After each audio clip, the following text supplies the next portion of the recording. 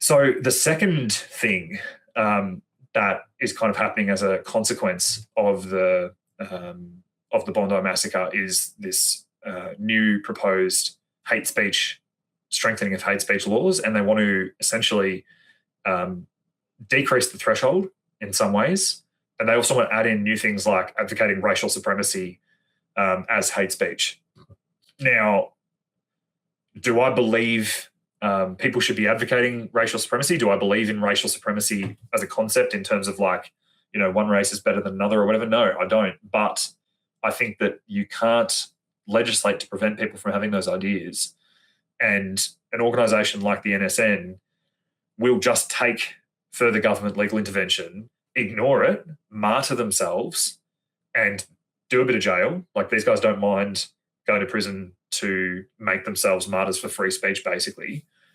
And all you're doing is you're trying to suppress this thought or this ideology.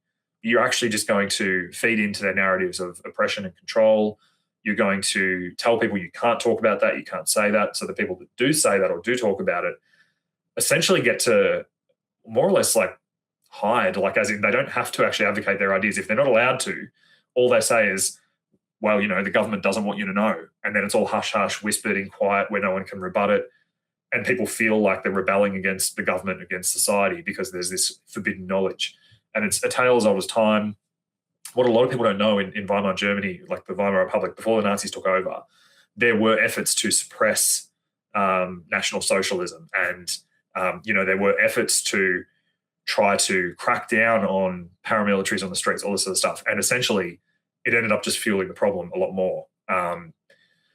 So, yeah, I think that we should let people speak. We should, even when what they say is objectively wrong, hateful, bigoted, because only then, when we actually allow them to speak and go, okay, go on, tell us what you think, like tell us all about it. Only when they're actually allowed to express everything fully will people hear it and go, actually, there's some holes there, or this is a different view or idea